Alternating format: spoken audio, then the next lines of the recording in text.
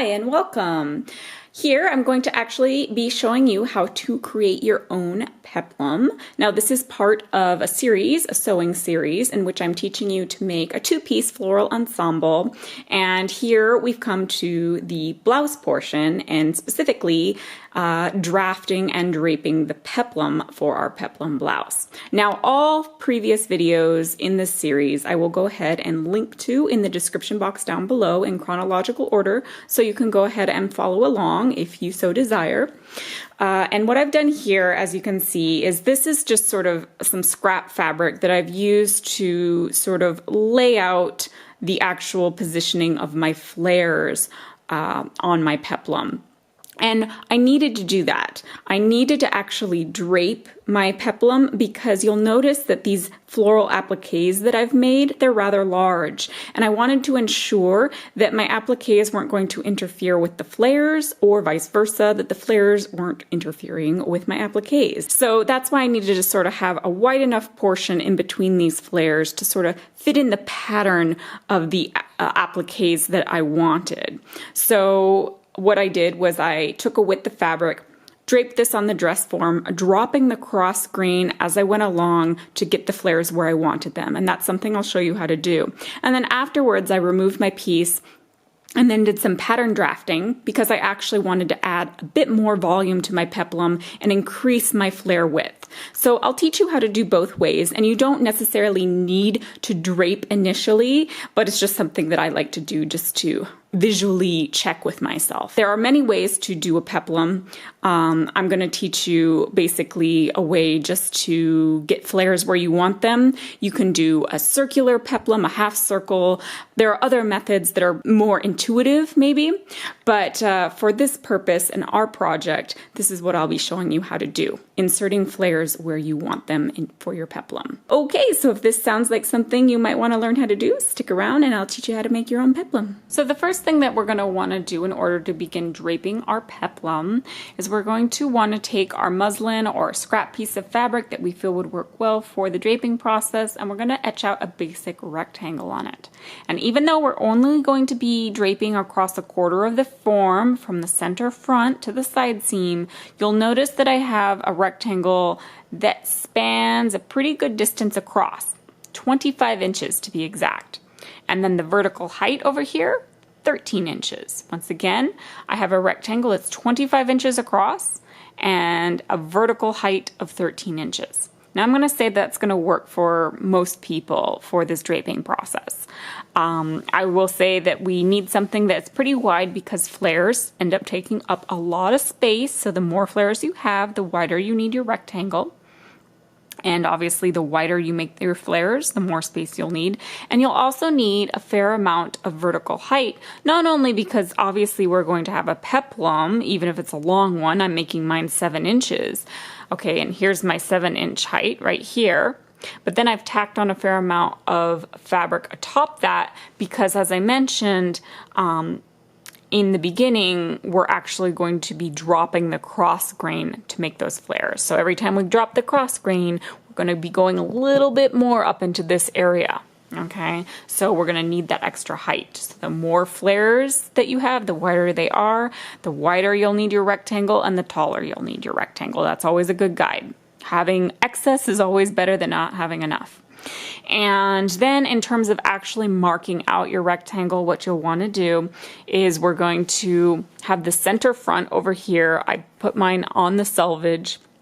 You'll want your center front to run parallel to the selvage, and at the base of your rectangle here, this is going to act as the actual hemline of your peplum. You'll want to measure up the height of your peplum. So I said it was 7 inches in my case. You can have however long or short a peplum you wish.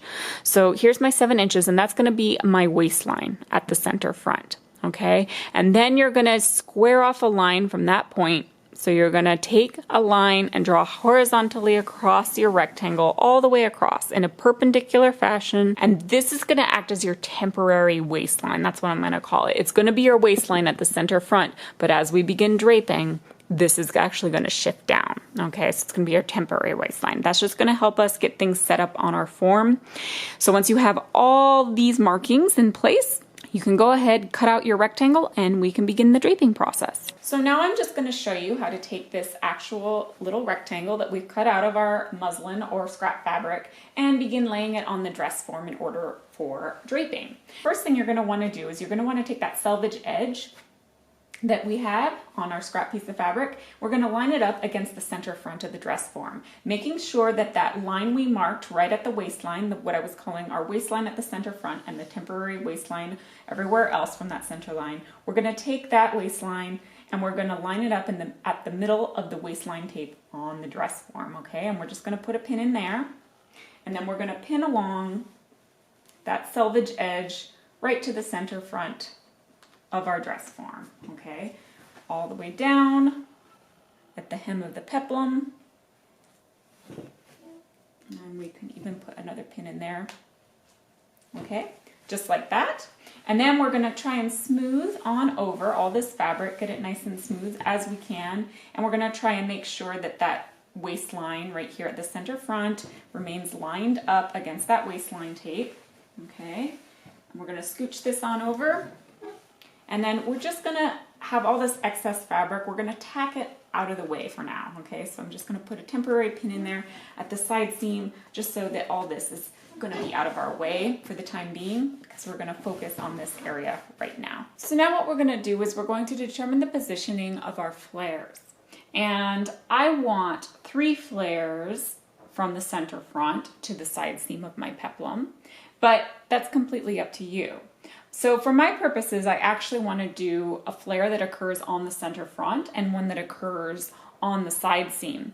And typically these are flares that are going to be difficult to drape when we're only working on a quarter of the form. I can go ahead and show you how to do it, but it's not going to give the visual impact that, say, our central flare that I have is going to give you.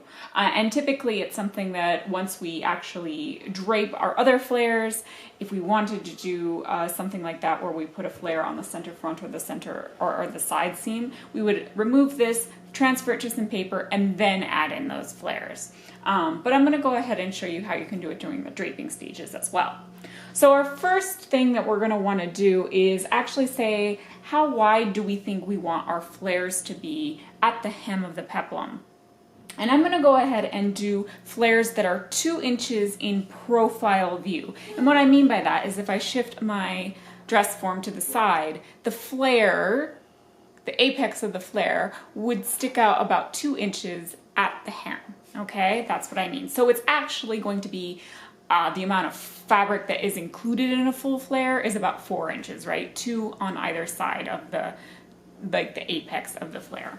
So for the center front flare then, that means that I really do want to just ensure that I have 2 inches on this side that's flaring out. I'm going to remove all my pins that are sort of holding the fabric in place up here. I'm going to smooth everything on out.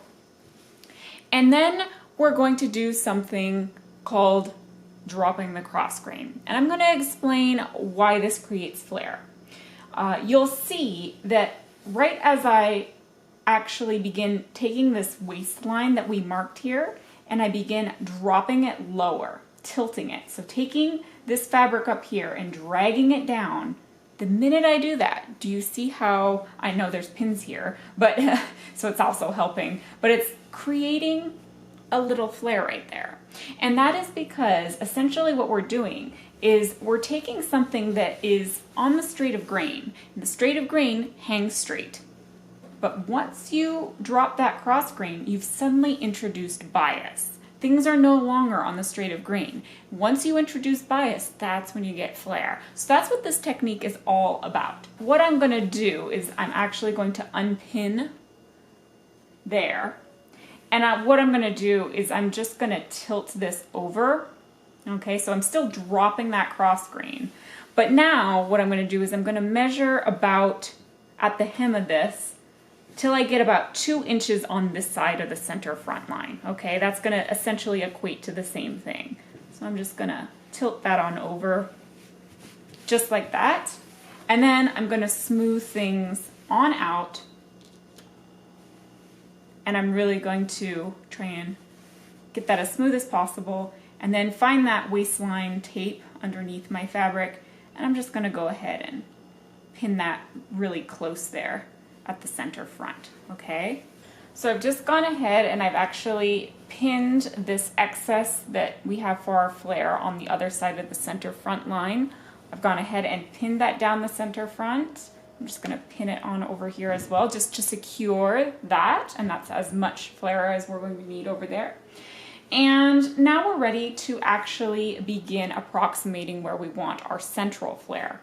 In my case, you can have as many flares as you want. So for this project, we are going to be using appliques, and these are my handmade appliques, which I will be teaching you how to make in a later video.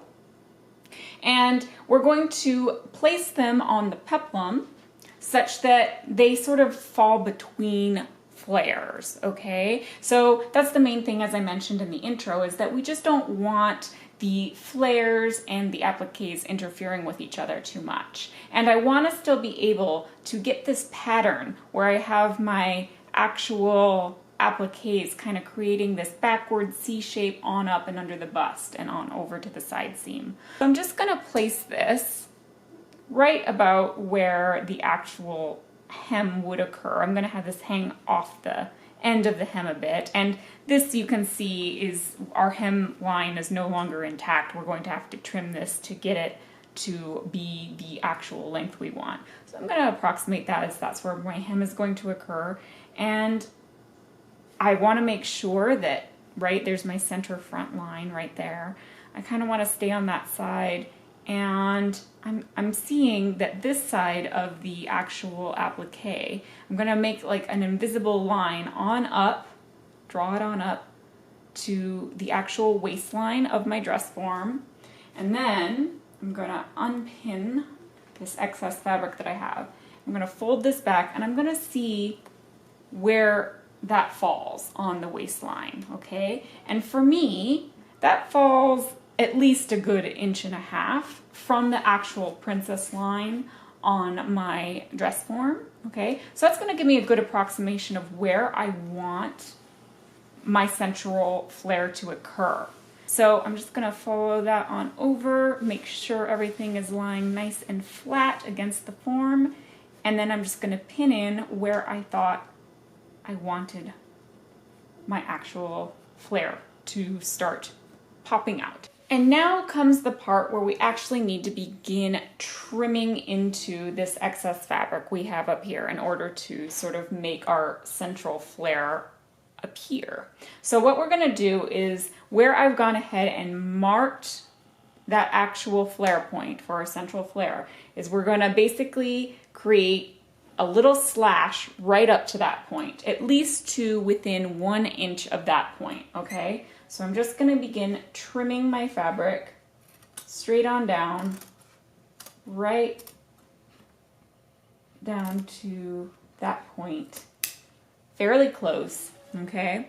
And then I'm just going to go ahead and I'm going to trim away all this fabric over here, all right? Just like that. Now I'm going to go back in, re-smooth everything out, okay?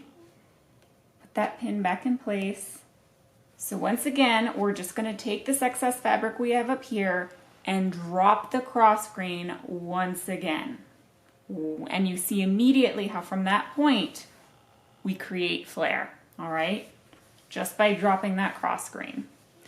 Try and approximate, once again, the amount of flare that you want. And you will notice what happens is this gets longer and longer and longer at the hem. So what was our original 7 inches, or however long you wanted your peplum to be, is no longer apparent. So I'm eyeballing this about where I want my hem to occur, okay? And I said that I wanted 2 inches of flare in profile, okay? So like that. So I'm just taking my measuring tape, and I'm going to see that I need a bit more flare, so I'm just going to drop this out a bit more. Once again, kind of gauge that, and I'm going to pin it out okay? Got another pin right in here, securing that flare. So once again, we're just gonna continue to smooth our fabric on out along that waistline tape of our dress form, okay? And gonna feel that side seam, and I'm just gonna put another pin right at that side seam on the waistline. And so now we're gonna do the same thing that we did in the center front, because I want a flare to occur right over the side seam. So just to do that, all I'm gonna do is make sure that everything's lying smooth along this hip line, and I can obviously feel, if you have a dress form, with this little ridge where the side seam is. I'm just gonna go ahead and from this point, with my little chalk pen, I'm gonna go ahead and mark that down. All right, and as you can see, I've also gone ahead and I've just sort of approximated my hem right here in yellow chalk, gone along, sort of just etched that out. And I'm just gonna do the same thing here. I'm not being very precise about this at all at this stage, not really completely necessary. And now I'm just gonna do the same thing, knowing that this is my side seam, and I want, just as in the front, I want 2 inches to fall on the outside of that, okay? Because that's gonna be my flare amount.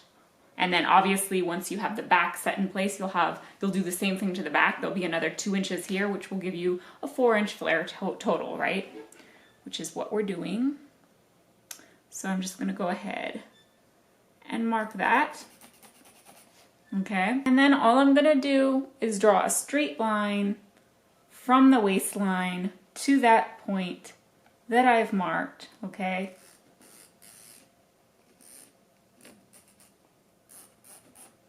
And obviously, this is not a very straight line, but we'll true that up later.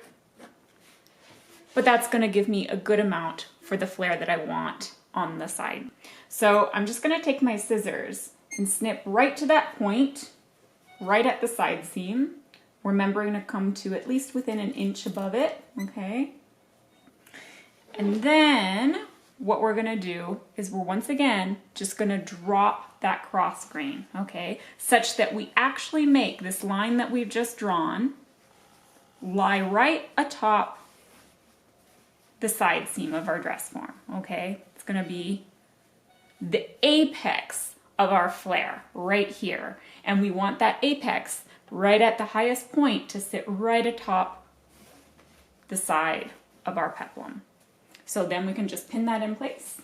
I'm just gonna snip this off over here, trim this off over here. And you can see that we actually have another flare in place, even though, because the pins are here right now, as I said, the flares that occur on the center front and the side seam aren't exactly going to look like they look like when we actually make up the peplum. But this, when we actually have everything resolved, the apex of this flare will actually sit right over the side seam, okay? So now our final step, really, before we end up removing our drape from the form, is just to sort of make sure that we have everything marked on our draped piece that we need. So we're really gonna wanna etch in the waistline, okay? So we're gonna follow around our waistline tape, and hopefully you have muslin fabric so you can kind of see through it, so it'll be easier to see the center of that waistline tape. And of course, you'll do the same thing for any sort of side seams that you have. And then you'll definitely want to sort of ballpark or gauge where your hem is going to be for the peplum. As I mentioned, this does not need to be precise at all. You can really sort of eyeball it for now. And then we're going to actually want to mark where our flares are occurring, okay? So it's very easy for me because I know that I have one on the center front and one on the side seam. But this one right here, I'm definitely going to mark with a little vertical line right here, which is designating the midpoint of that flare up at the waistline. And then I'm actually going to go ahead and mark the edges of the flare here that I've sort of pinned in place on either side, okay? And I'm going to follow that up, sort of creates a dart-like shape, right? Just gonna do that. So I have that sort of etched in there, which can help later when we want to enlarge the flare or maybe decrease it. And I'm marking the center front line. Okay, that's showing me how much excess flare that I have here, right? That's gonna go into the flare right there. And then we already have this marked, this little dash line we made on the side seam for the edge of our side flare.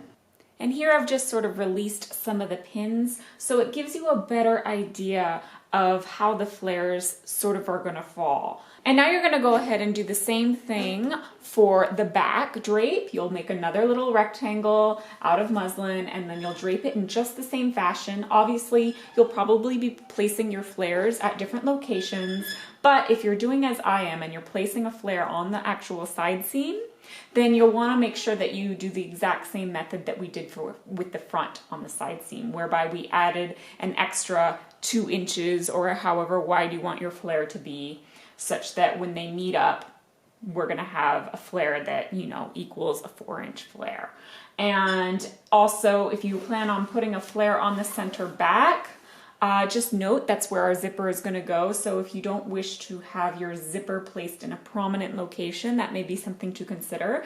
For me, I actually went and draped it such that I have a hollow here, a flare here, and obviously I have my side flare. So just want to make a little note of that. But now we're ready to actually trim away this excess and go ahead and transfer this to some pattern paper so we can begin making a pattern from our drape. So now I've gone ahead and I've actually traced off the drape that we removed from our dress form, as you can see here. I've transferred all pertinent information as well as truing up some things. So you can see I've cross-marked where my flares are at the waistline. I've even etched at the hem where the actual flare points end. And I've gone ahead and said that this is my center front.